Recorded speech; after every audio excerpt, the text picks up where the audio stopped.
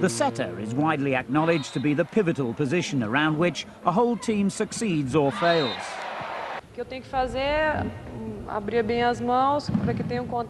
When I touch the ball, the most important thing is to have my hands open so that I have the maximum possible area in contact with the ball, and that's mainly the first 3 fingers. Wrist movement and maintaining balance are very important at the point of ball contact.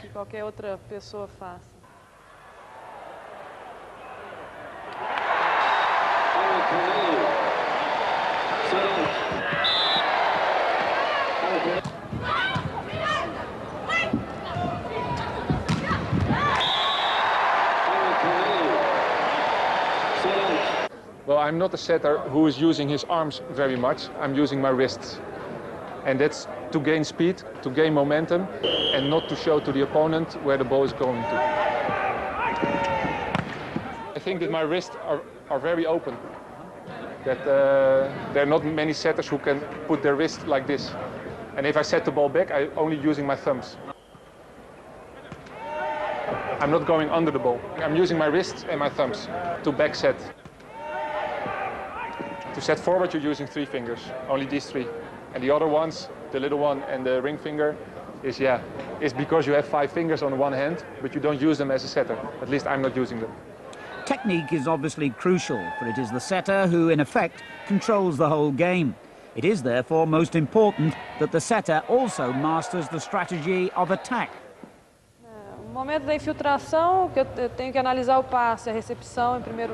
We pre-choose a combination. First, I look at the pass or reception. If it's good, I'll look for the weakest block, and depending on the type of pass that's coming, I'll use body feints to try and confuse the opposing block. What's most important is to have all this information in your head before the ball actually gets to you.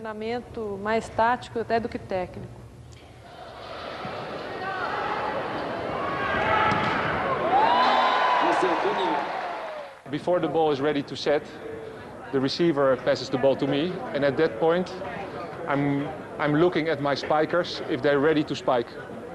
And I also have a feeling about the opponent blockers, what they are going to do.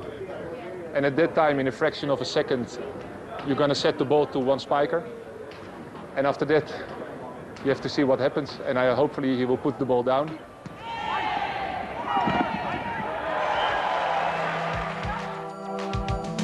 Key points for the set are: number 1, have your hands wide open with thumb, index finger and middle finger forming a triangle with the other hand. Secondly, ensure that ball contact takes place in front of your head and that you mainly use just 6 fingers. And finally, maintain your body in balance at all times.